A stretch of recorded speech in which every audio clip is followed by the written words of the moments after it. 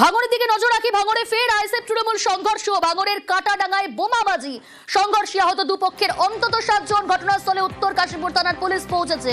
ভাঙড়ে ফের আইএসএফ তৃণমূল সংঘর্ষ। কি পরিস্থিতি জানার চেষ্টা করব। কল্যাণ রয়েছে টেলিফোন লাইনে। কল্যাণ, কি পরিস্থিতি এখন, কেন এরকম পরিস্থিতি তৈরি হলো?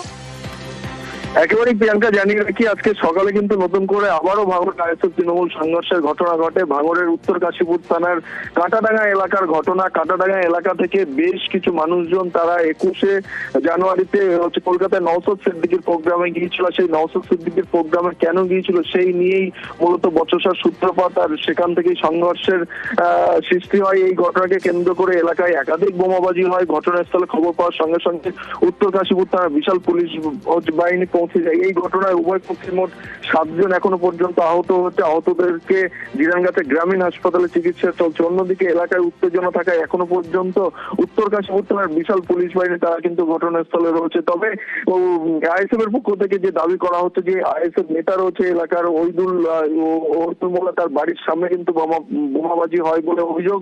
পরে উত্তর কাশীপুর থানার পুলিশ যায় এবং সেখানে থেকে বোমার এই সমস্ত সুতুলি সহ একাধিক সরঞ্জাম উদ্ধার করে এবং উদ্ধার করে নমুনা পরীক্ষা করার জন্য নিয়ে গেছে। অন্যদিকে আহতদেরকে জিরাঙ্গাচা গ্রামীণ হাসপাতালে চিকিৎসা চলছে। প্রিয়াঙ্কা, বেশ।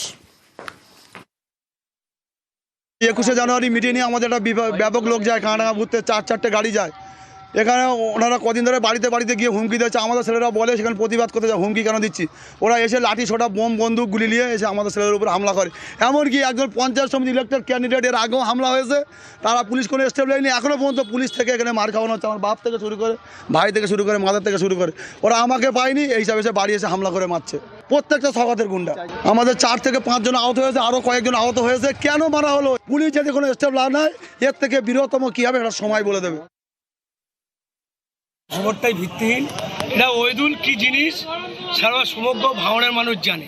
ওইদুলের কাজ হচ্ছে মিথ্যাচার করা, এই শান্ত ভাঙড়কে অশান্ত করার চেষ্টা করা। ওনার বাড়িতে বোমপিং করে আমাদের দলের কিছু ব্যক্তিদের উপর চাপিয়ে দেওয়ার চেষ্টা করছে। পুলিশ তদন্ত করছে, সঠিক তদন্ত করে তার পদক্ষেপ কলকাতা পুলিশ নিশ্চয়ই নেবেন। কিন্তু আমি ওইদুলকে বলবো যে এখনো সময় আছে ভাই, সতর্ক হয়ে যাও। কিন্তু এইসব কাজকলাপ মানুষ, ভাঙড়ের মানুষ মেনে দেবে না।